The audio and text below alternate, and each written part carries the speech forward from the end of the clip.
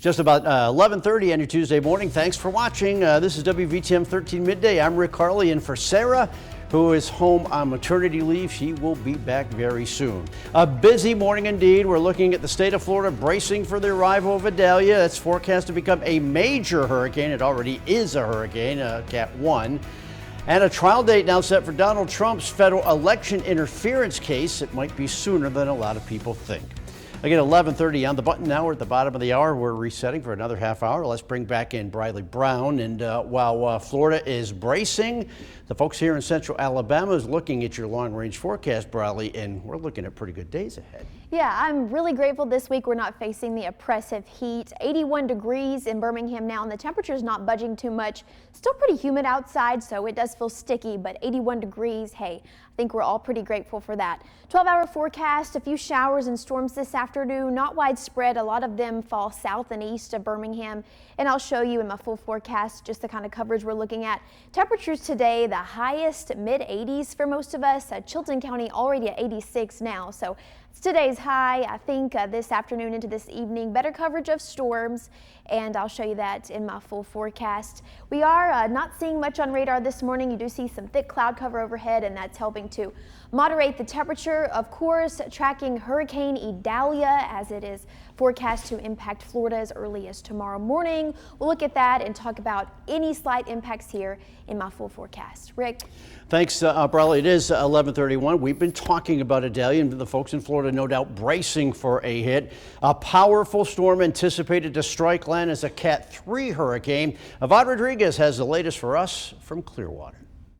Millions of people across Florida are anxiously watching and tracking Hurricane Idalia, forecast to rapidly intensify into a Category 3 hurricane before making landfall. Emergency management officials say this is the final day to hunker down before the storm hits tomorrow.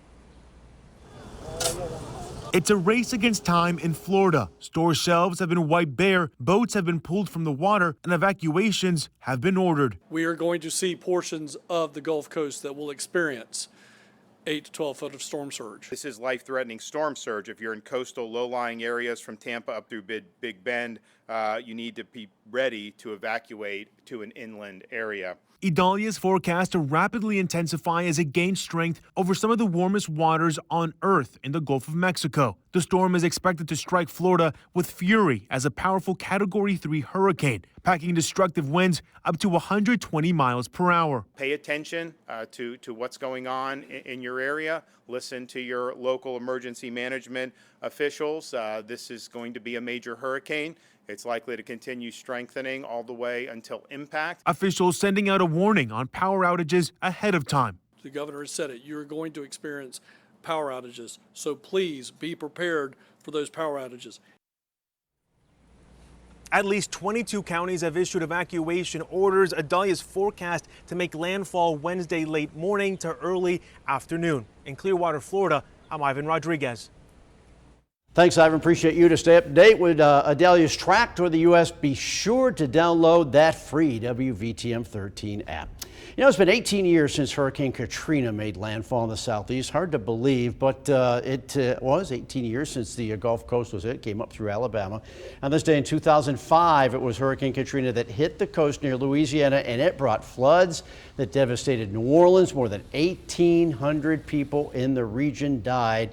And it has been 2 years since the wrath of Hurricane Ida. That storm made its landfall, slamming the Louisiana coast in 2021. Ida had winds up to 150 miles an hour. It knocked out power to hundreds of thousands of people across New Orleans, the nearby parishes as well. The deaths included at least 5 nursing home residents, who were among about 800 elderly residents sent to a warehouse to try to survive that storm. Well, the judge presiding over the federal election interference case sets Donald Trump's March trial date again for 2024. Here's NBC's Laura Jarrett with details. As the Republican primary heats up next spring, so might a criminal trial about the last presidential election. A judge in Washington, D.C. penciling in March of 2024 for federal prosecutors to begin their case against Donald Trump for trying to overturn the 2020 election. Judge Tanya Chutkan rejected the former president's bid to delay the trial until after next year's election, emphasizing the public's interest in seeing this case resolved in a timely manner. The trial date could slide, but not because Mr. Trump is going to prevail on appeal. The Republican frontrunner's political calendar now on a collision course with his trials, and his rivals are pouncing. You don't go with someone who's going to be in a courtroom longer than they're going to be campaigning. That March 4th date in Washington, the same day Georgia prosecutors have asked for their state trial to start on election interference. And it's the day before Super Tuesday, when more than a dozen states hold their Republican primaries. It's also just 3 weeks shy of Mr. Trump's trial in New York, where he stands accused of falsifying business records to cover up an alleged affair before the 2016 election. 2 months after that, another trial set for his alleged mishandling of classified documents in Florida. Mr. Trump has denied all wrongdoing in each case, continuing to attack the prosecutors online, while in a courtroom in Georgia, his former chief of staff took to the witness stand for nearly 5 hours. Mark Meadows defending his own actions from around the last election as he tries to move his Fulton County racketeering case over to federal court. They want to put him on the stand for a limited purpose, which is for him to claim that he was acting in the scope of his official duties. But that effort was undercut by another Republican at the heart of that case, Secretary of State Brad Raffensperger, who testified that infamous call he fielded from Mr. Trump asking for him to find votes in Georgia was only about helping the Trump campaign. And that was NBC's Laura Jarrett reporting. 2 people involved in a shooting on Alabama A&M's campus in Huntsville have now been identified. Huntsville police say that Willie Nance and Christopher Thomas told them they got into an argument over food in the cafeteria, and that escalated into gunfire. We'll continue to follow that angle. The 2 men were the only ones hurt in that shooting. Both are now facing assault charges. A Coleman County detention deputy arrested for allegedly selling drugs. Sheriff Matt Gentry says Terrence Kirkland was caught selling marijuana after he allegedly propositioned a fellow officer. He was taken into custody and held at a $30,000 bond. He must wear an ankle monitor. Right now, the Coleman County Sheriff's Office needs your help in finding a stolen truck.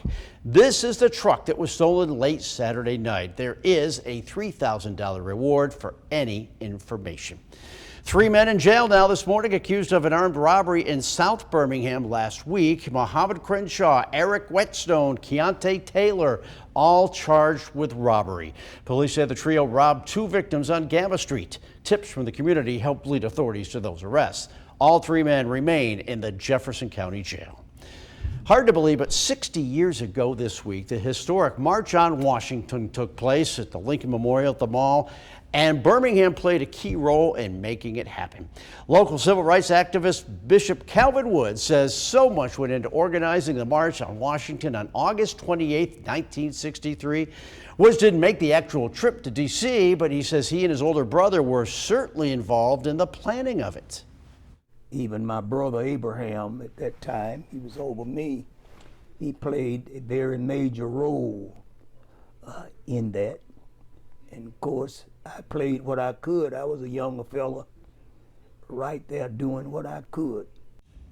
Bishop Woods says he feels some of the accomplishments of the march have been undone, and there is much work to be done and work to do in the fight for equality. 11:38 now. A road project in Alabaster is now finished. Big news for the folks there. Check it out. There's new striping, a new traffic signal on the new extended southbound turn lane from Highway 31 onto I-65. Sydney partnering with ALDOT to get this done. It's a busy area. ALDOT, in fact, also helped fund the project. Residents in Pinson could soon get better broadband access. GoNet Speed has announced plans to deliver fiber internet to that city by the end of the year. They say this $1 million investment will equip more than 1,000 homes. Construction set to begin in the fall, which we're almost there. Well, it's officially game week. All football teams that you know and love get ready for their season opener, the Crimson Tide. They have not named a quarterback, at least Coach Saban has not said so publicly, and hasn't named any starters either for the opening game against Middle Tennessee. Now, normally the coach will release his depth chart the Monday before his opener, but not this time. Here's the coach on line one.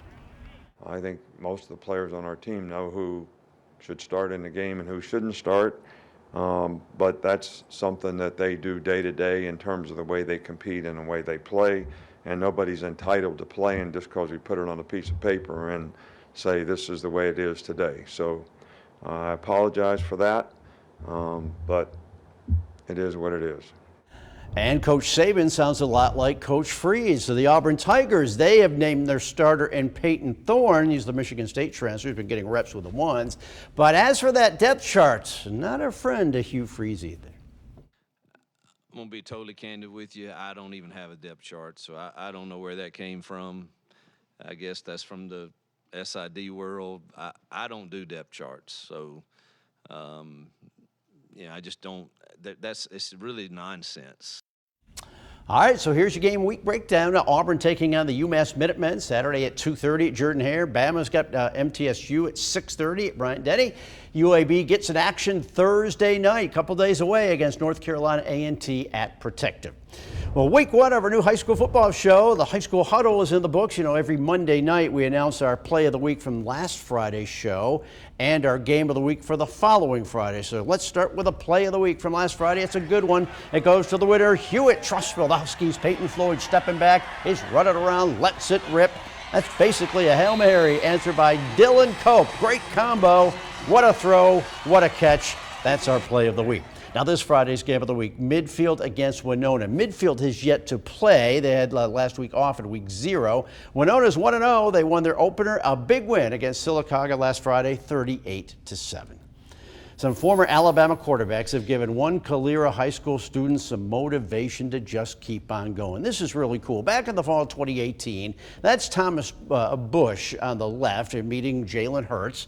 He met Hurts at a Calera High School football game. Thomas was only 11 years old back then. At the time, Thomas was fighting cancer, so getting a picture with Jalen Hurts, that was a big deal at a high school football game. And as he fought cancer, he was visited in the hospital by another former Bama quarterback, John Parker Wilson. He also received a signed picture from Coach Saban himself. Well, just a few nights ago, look at this good-looking fella. He's now a senior, Thomas Bush, strapped down the helmet for Calera High School's football team. He is in remission. Again, he's a senior. He's getting in shape. He's working hard. First time ever he's tried football. He hopes one day he can help his team. Hopes to catch his first pass ever very soon. Well, 2 cases of mosquito-borne disease reported in our state, one of them resulting in the death of a child. What the folks with the health department say you can do to protect yourself from mosquitoes. Plus, why giant pandas are leaving American zoos and returning to China. Stay with us. You're watching the one and only WVTM 13, 81 degrees at 11:42.